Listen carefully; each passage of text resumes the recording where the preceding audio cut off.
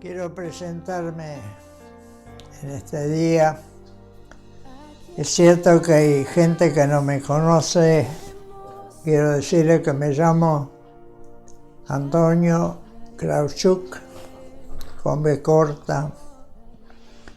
Termina K-R-A, B corta, C-H-U-K. Si me quieren ver en YouTube, solamente tienen que mirar la página Antonio Krawczuk y ahí me van a ver. Pertenezco a la Iglesia Dios es por nosotros. Soy el presbítero de la iglesia y por los años de vida que Dios me da, he decidido también tener mi estudio y desde acá poder hablar la palabra del Señor. En este día mi deseo es hablar un poco sobre el gran trabajo ordenado por Dios al profeta Elías. Ha hecho, el pueblo estaba dividido, no sabía de qué forma servir al Señor. El altar estaba arruinado, servían a los Baales, al dios Baal, y por eso Dios tenía que castigar a ese pueblo. Ha cerrado por 3 años y 6 meses que no haya lluvia. Había una desesperación en el pueblo. Y Elías ha visto el altar tan destruido, tan arruinado. Entonces ha convocado al pueblo, el rey acá, y se juntaron todo el pueblo, aún los profetas, 850 profetas falsos. Y Elías tenía que decirle hasta cuándo. ¿Hasta cuándo van a estar entre dos pensamientos? El verso 21 de Primera de Reyes, capítulo 18. La palabra dice: y acercándose Elías a todo el pueblo dijo: ¿hasta cuándo claudicaréis? ¿Hasta cuándo estaréis entre dos pensamientos? Si Jehová es Dios, seguidle. Y si Baal es vuestro Dios, con minúscula, y en pos de él. Y el pueblo no respondió palabra, ninguna palabra. Se ha callado, ha estado sin palabras. Por eso Elías, a lo largo de esta historia, por eso mi deseo es ponerle como título: agotamiento del profeta Elías. encontramos que en el capítulo 18, Elías hace esa pregunta. Los reúne y le hace esa pregunta y ellos se callan. No hay palabra para todo esto. Pero en el capítulo 19 tenemos un Elías que está escapando después de haber hecho un trabajo tan grande.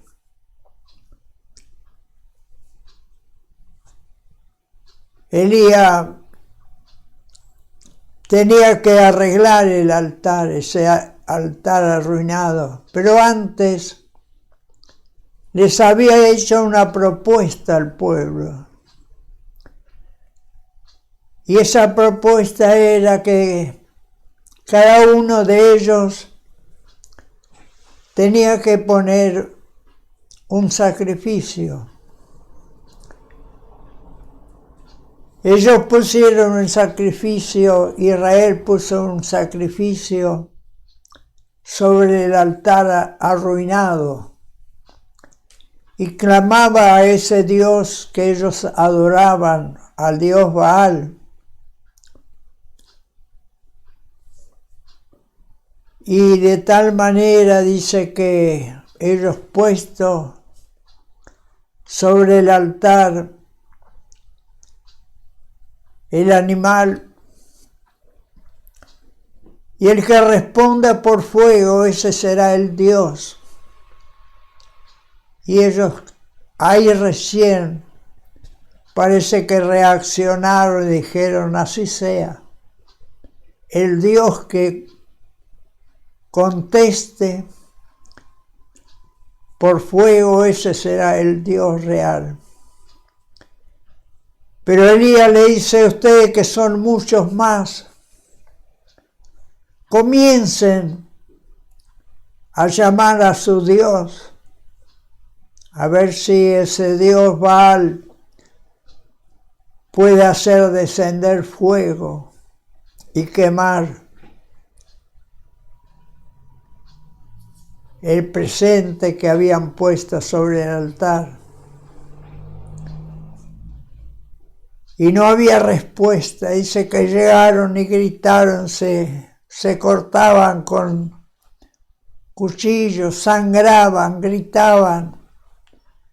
Y Elías le decía, llámenlo, puede ser que está de compra, puede ser que está durmiendo, puede ser que como que se burlaba de ellos. Sabía Elías muy bien que Dios es el Dios Todopoderoso. Y ellos hasta el mediodía clamaron y no había respuesta. Entonces Elías lo primero que hace es ordenar el altar que estaba destruido. Y eso es lo que nosotros tenemos que hacer.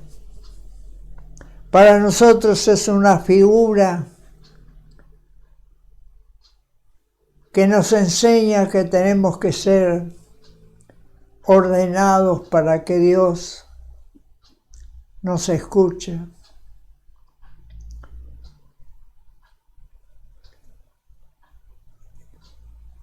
En Corintios nos habla, en el capítulo 14, dice que Dios no es un Dios que es desordenado, sino que es un Dios ordenado. Tenemos que ordenar primero de todo. Aún la Biblia dice, si estamos con en disensión con alguno, tenemos que arreglar. Si estamos enojados, tenemos que arreglar el enojo. Tenemos que arreglar la situación nuestra para que nuestras oraciones puedan llegar y que Dios pueda escuchar. Hoy tenemos un camino abierto por medio de la muerte y la resurrección de Jesucristo. Hoy podemos llegar hasta el lugar santísimo para pedir socorro para el tiempo oportuno. Por eso Elías lo primero que hace es arreglar el altar que estaba destruido y luego pone el sacrificio. Y también hay un horario. Dice a la hora de la oración. Él clamó, él sabía que Dios iba a responder, pero hace una oración corta para que el pueblo pueda ver que realmente el Dios que servía Elías era el Dios verdadero, el Dios que iba a hacer el milagro, y lo ha hecho, por supuesto. Pero ¿qué pasó luego de todo esto? Llegó un agotamiento, como cualquiera. Muchas veces quedamos agotados después de un gran avivamiento. Dice que Elías destruyó a todos estos profetas. Ha hecho una limpieza realmente. Y por haber hecho una limpieza, una mujer, que era la mujer de Acab, Jezabel, comenzó a perseguir a Elías. Parece que estaba más conforme con que le digan la mentira. Esos profetas falsos, que el que diga la verdad, y eso es cierto. Hay veces duele más. Hay personas que agradecen cuando le dicen la verdad, pero hay personas que se enojan. Y la palabra es la verdad. Si no conocemos la verdad, es de balde que seamos tanto sacrificio hagamos. Primero de todo tenemos que arreglar la situación y luego poner sobre el altar nuestra petición. Con esto quiero decirle que tenemos que poner nuestra situación, nuestro deseo, lo que nosotros queremos que Dios haga con nosotros. Pero Dios es un orden, es orden.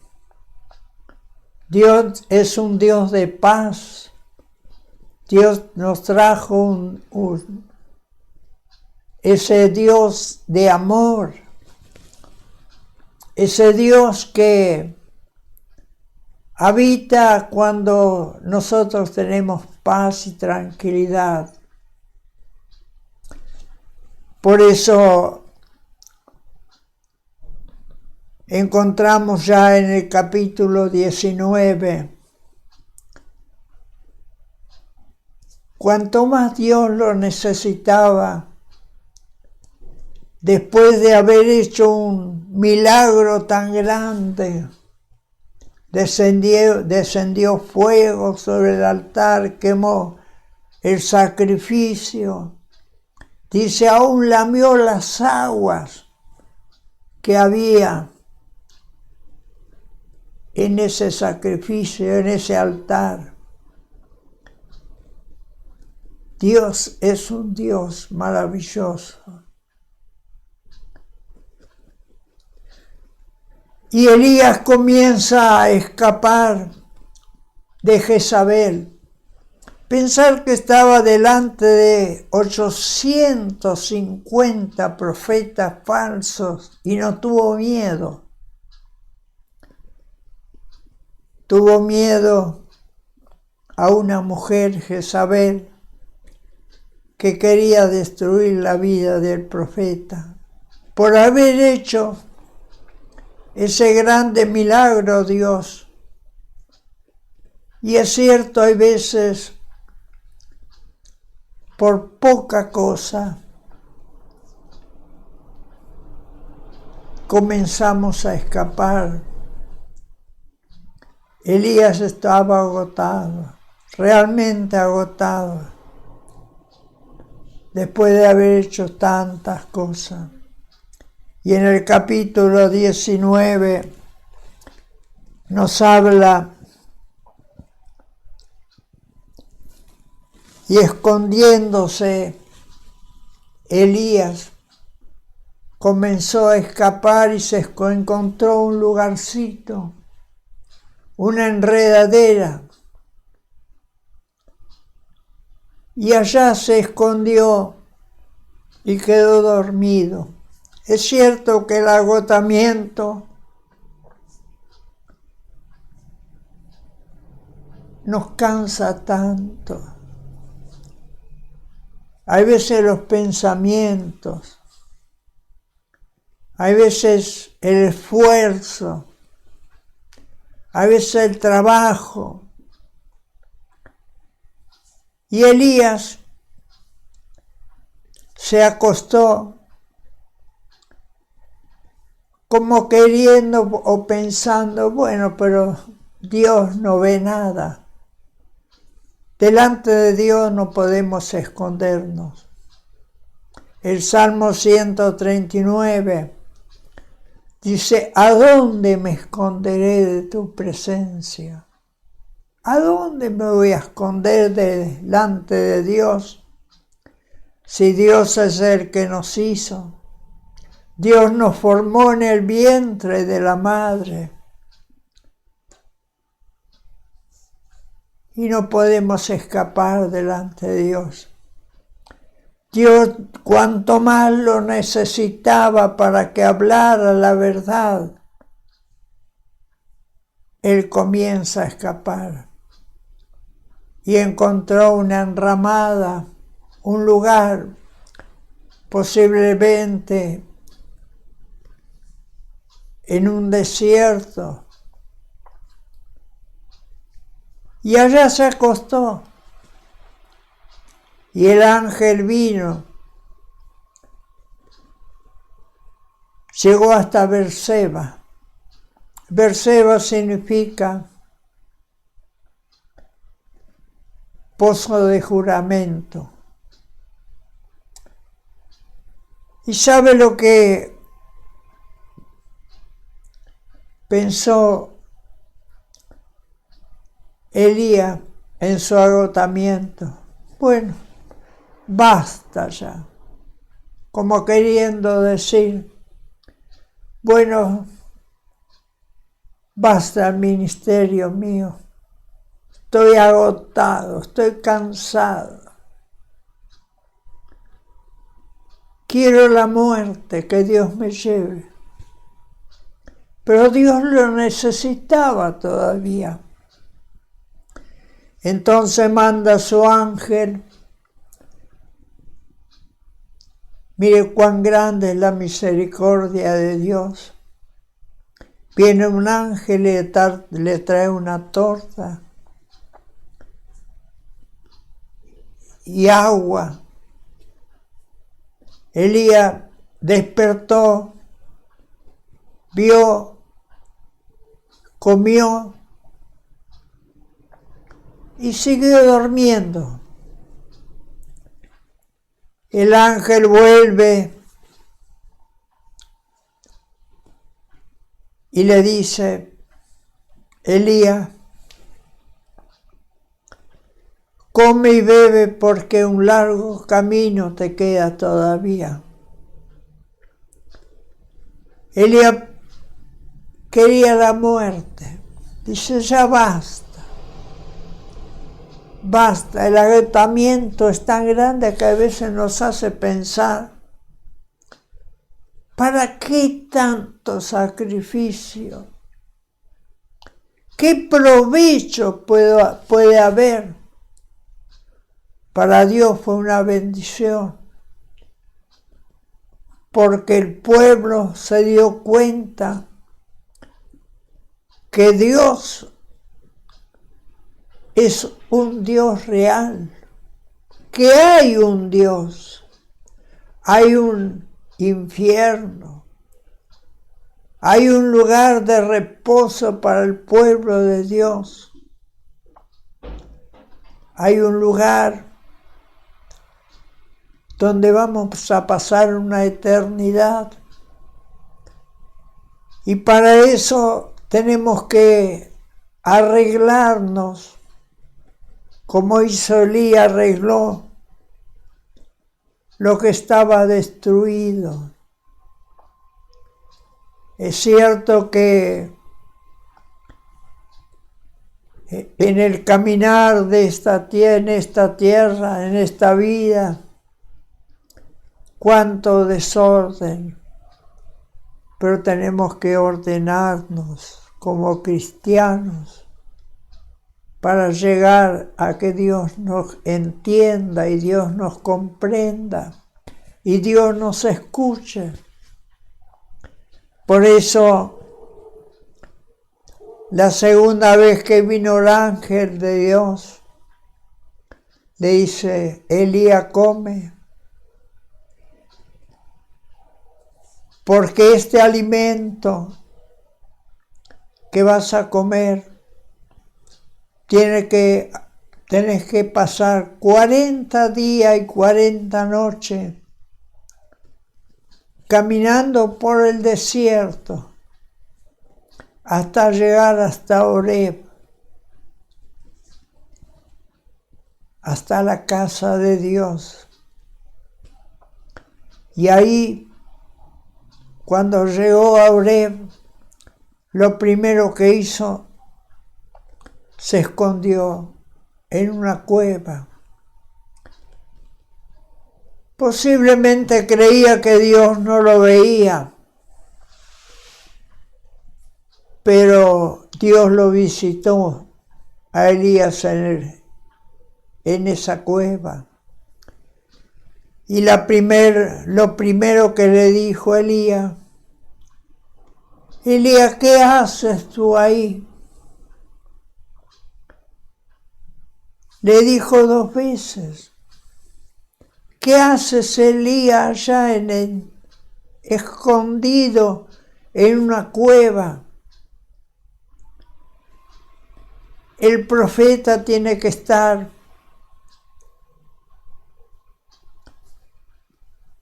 para hablar la palabra de verdad, la palabra que trae bendición. El profeta está llamado, y es cierto que difícil que es cuando nosotros hablamos la verdad. Jeremías ha sido un hombre, nació en una familia de sacerdotes, pero Dios dice: yo ya cuando te conocí en el vientre de tu madre, y ya te he puesto como profeta a los pueblos, y tú estarás para destruir naciones, para arreglar y destruir. ¿Cuántas cosas tiene que soportar cuando nosotros decimos la verdad?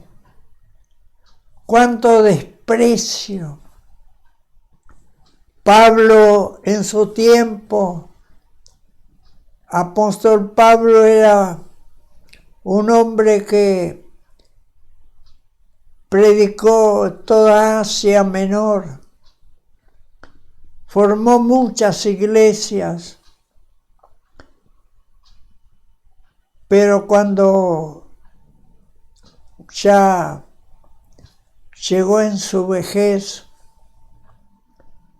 dice que todos me abandonaron, todos me abandonaron.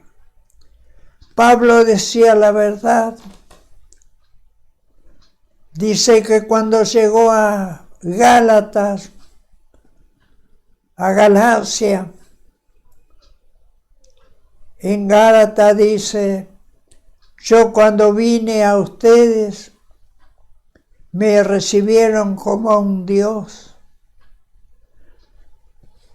Y aún como yo sufría de los ojos, querían arrancar vuestros ojos para dármelo a mí. Pero cuando le dije la verdad, me despreciaron. Hay veces la verdad es dolorosa. Cuando vamos a un médico y nos dicen la verdad, hay veces sentimos tristeza, pero también hay solución. Y la palabra de Dios es la que nos da la solución. Pero el agotamiento, entonces, cuando Dios le preguntó a Elías, ¿qué haces allá? Y Elías lo primero que dice,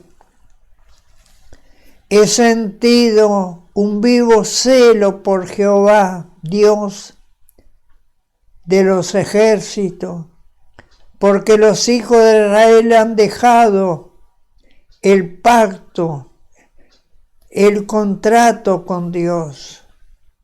Han derribado los altares, han matado a espada a los profetas, y solo yo he quedado, y me buscan para quitarme la vida. Por 2 veces se lo dijo a Dios. En el verso 10 de Primera de Reyes, capítulo 19, versos 10 y 14. Elías le dice las mismas palabras a Dios. He sentido un vivo celo por Dios. Pablo también dijo en su oportunidad, tolérenme, porque lo celo con celo de Dios. Es cuando uno siente de decir la verdad, siente, y qué bueno es cuando, y es muy saludable hablar la verdad. La Biblia nos habla en Apocalipsis que no podemos ni sacar palabras de la Biblia, ni agregar. Usted lo puede leer en su Biblia. El último capítulo, los últimos versículos. Pero San Pedro, el apóstol, en el capítulo 2, verso 1 y 2 dice así, pero hubo también falsos profetas entre el pueblo, como habrá entre vosotros falsos maestros. en su tiempo. Hoy, gracias a Dios, tenemos la palabra de Dios, la más perfecta. Hoy la profecía, inspirada por el Espíritu Santo, la tenemos en la palabra de Dios. Dice, había falsos profetas en su tiempo, como también ahora hay falsos maestros que introducirán herejías destructoras. ¿Sabes? Yo a veces pienso ser maestro. Cuando hablamos de maestro, normalmente para ser una maestra en esta tierra, para enseñar a los chicos, tiene que pasar por una facultad, tiene que aprender, tiene que ser una maestra de entrada suplente, luego queda como maestra normal, una maestra ya preparada, luego es una directora, luego es una preceptora y va subiendo el grado de su estudio, como todas las cosas.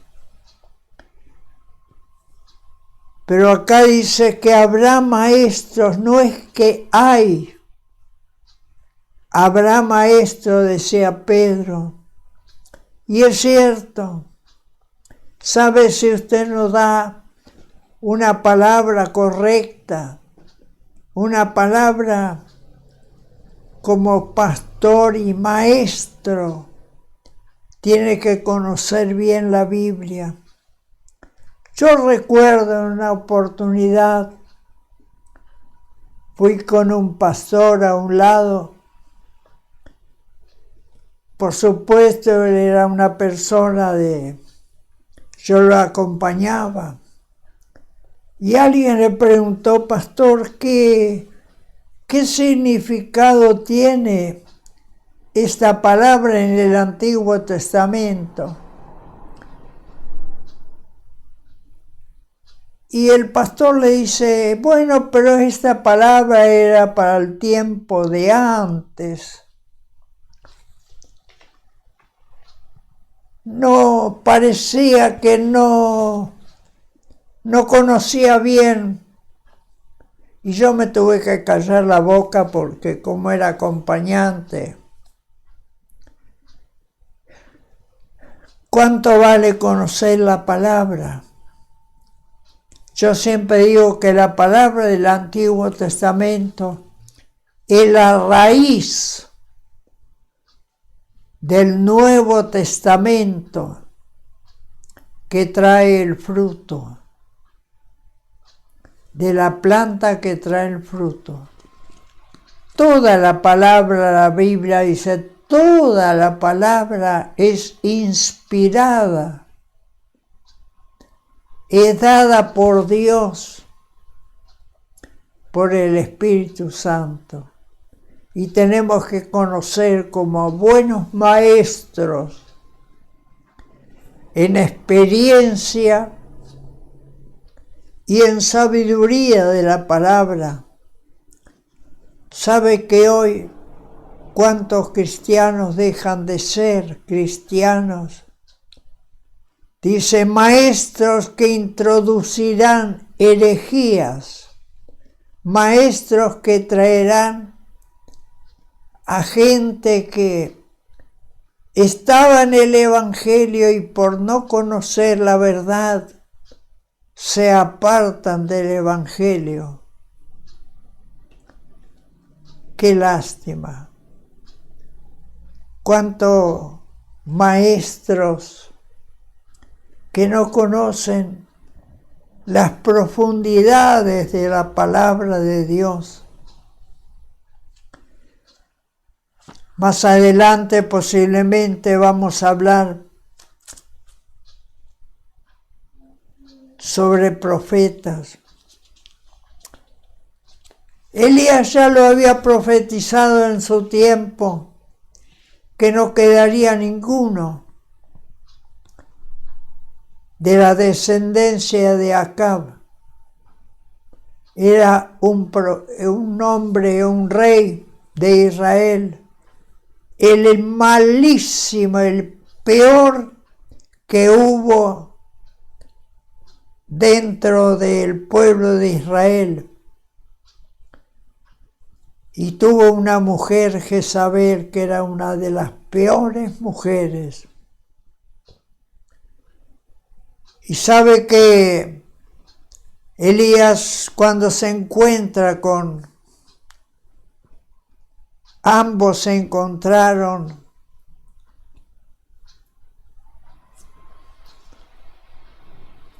Acab le dice a Elías: me encontraste enemigo. Pero Elías no le dijo enemigo, sino que vengo a decirte que ninguno de tu descendencia quedará vivo. Y más adelante podemos seguir hablando. Y es cierto, tanto cuando Jehú fue y se dio cuenta Jezabel que venía, dice que se tiñó los ojos, se pintó los ojos y se disfrazó en una palabra para que no la conozcan a Jezabel.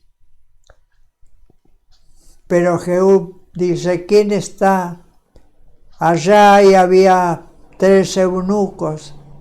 Dicen: tírenla. Y cuando tiraron a Jezabel, dice que al caer a tierra se murió. Y ahí la dejaron. Pero la profecía de Elías era que los perros iban a comer el cuerpo de Jezabel. Cuando vinieron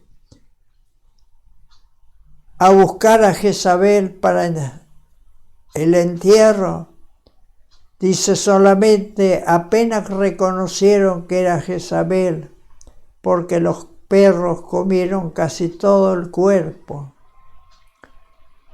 De la misma manera, cuando termina Primera de Samuel, dice que se encuentra Josafat y Acab, y dice Acab a Jezabel, a Josafat: tú quédate con la ropa que tienes, pero yo me voy a vestir y voy a salir, me voy a disfrazar, en una palabra, y voy a salir a luchar. La palabra era: no maten a nadie, ni chico ni grande, sino busquen la vida del rey de Israel para matarlo. Y así fue que uno con la flecha ha tirado por tirar, pero Dios mandó que fuera derecho a la vida de Acab, y en un carro se desangró y aún los perros lamían la sangre de Acab. Mire, con Dios no se puede jugar. Dios es un Dios santo. Acab reinó como 40 años en Israel. Dios tiene mucha paciencia. Vivimos muchos años en esta tierra porque Dios nos ama y quiere que solucionemos y arreglemos el altar nuestro, nuestra vida, porque Dios nos ama. Dios no quiere la perdición de ninguno. Y sigue diciendo Pedro en su carta, pero como habrá entre vosotros falsos maestros introduciendo herejías destructoras, o sea, cristianos que se apartarán de la verdad y que se apartarán de la verdad y muchos seguirán sus desilusiones. Muchos se van a disolucionar, como escuchamos muchas veces. La desilusión del hombre ya no le cree más a nadie, ya no cree más en ninguno, hasta ya no cree ni en Dios, porque muchas veces como maestros hablamos, pero nuestra vida no nos acompaña. No nos podemos esconder, la mentira no se puede esconder. Los caracteres nuestros no se pueden esconder. A la larga demostramos lo que somos. Ojalá seamos hombres y mujeres sencillos, humildes, y lo que predicamos, lo que enseñamos, primero lo tenemos que aprender para nosotros, vivir nosotros para darle después a otros. Así como somos en casa, tenemos que ser también en la iglesia, en el barrio donde vivimos, en el colegio donde vamos. En todo lugar tenemos que ser. O sea, no debemos cambiar de cara. No nos tenemos que disfrazar de cristianos y luego somos, como dice la palabra, vestidos de cordero, pero por dentro, ¿qué somos? Y solo tenemos que hacer la pregunta a todos. Y por causa de los cuales el camino de la verdad será blasfemado o será maldecido. Luego encontramos en San Mateo capítulo 24, 12, versos 12 y 13, dice, y por haberse multiplicado la maldad, el amor de muchos se enfriará, mas el que permanece para siempre es hasta el fin, este será salvo. Me gusta este versículo que Pablo nos habla en 2 de Corintios, capítulo 2, verso 17, que dice, pues nosotros no somos como muchos que medran, mejoran la palabra falsificando la palabra de Dios, sino que con sinceridad, como de parte de Dios y por medio de Dios, hablamos en nombre de Cristo. Hermanos, Dios nos ayude. Pablo en 1 Corintios 19, no sea que yo golpee al aire. Y es cierto, ¿cuántos años escuchamos predicaciones? Parecería que le estamos golpeando al aire. Y termina Pablo diciendo, esto lo encontramos en el capítulo 9, los últimos versículos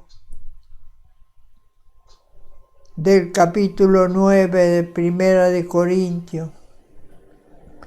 Pero yo golpeo de tal manera mi cuerpo, no sea que sea heraldo, sea bendición para otros, y yo mismo sea eliminado, y yo mismo sea perdido. Hay veces hablamos y hablamos la verdad y parece que no entra en la mente y somos siempre los mismos. Venimos, volvemos, caminamos desanimados, pero Dios quiera que hagamos como dijo Elías. He sentido un celo vivo. Pablo dijo, toleren mi locura, yo lo celo con celos de Dios. Que Dios nos ayude realmente a buscar esa unción bendita de Dios para llegar a comprender los grandes misterios, tanto del Antiguo Testamento como el Nuevo Testamento. Toda la palabra se va cumpliendo en nosotros. Yo doy gracias a Dios. He nacido en una familia cristiana. Mi madre se convirtió a los 8 años. Hemos vivido, de su vientre ha sacado 4 pastores, Ya 3 están con el Señor. Solamente quedo yo, pero quisiera entregar la palabra justa, la palabra que aprendí en toda mi vida. Nunca dejé de servir al Señor. He caminado por los hospitales, he caminado por lugares, abriendo iglesia, sirviendo al Señor, viendo barrios enteros que hoy me conocen, dejando detrás mío un caminar y decir la verdad. Muchas veces me acuerdo, en oportunidades hemos tomado mate con algunos curas y les he dicho, ¿por qué le enseñan tan mal a la gente? Le mienten a la gente, no hay purgatorio. La Biblia no habla de ningún purgatorio. Si plantamos, como muchas veces dije, si plantamos una semilla de tomate o zapallo o maíz o lo que sea, va a crecer según la semilla que plantamos. Y así es el cristiano. Por su fruto lo conoceré, dice la palabra. Si damos buenos frutos o si damos malos frutos. Un árbol bueno nunca puede dar malos frutos. Y un árbol bueno nunca puede dar. Y un árbol malo nunca puede dar buenos frutos. Por eso, busquemos de dar frutos para el Señor. Y como muchas veces, quién sabe lo dije, el Señor nos encontró. Y gracias a Dios que el Señor nos encontró a nosotros, no que nosotros lo hayamos buscado. Y nos ha puesto en este camino para que llevemos frutos para Dios, agradables a Dios, y que nuestro fruto permanezca para siempre. Que nuestro fruto permanezca para siempre, o sea, nuestras buenas obras como buenos cristianos permanezcan hasta el final para poder luego tener la recompensa de Dios. Que Dios nos bendiga y Dios nos ayude en este día. Seguiremos hablando de algunos profetas, porque Israel ha tenido 10 tribus y ha pasado 19 reyes han pasado de distintas familias, y Judá tuvo 20 reyes de generación en generación de una sola familia que es Judá. Pero luego se han desviado tanto Israel como Judá. Israel fue llevado cautivo a Samaria y Judá fue llevado más tarde a Babilonia 70 años. Profetizado por los profetas. Jeremías ha profetizado más que todos, 70 años. Pero cuando se han cumplido, dice Daniel en su libro, el profeta Daniel, cuando llegó los 70 años, dice: todos hemos pecado, todos hemos sido iguales y hemos sido llevados cautivos a Babilonia, pero hoy Dios nos liberta.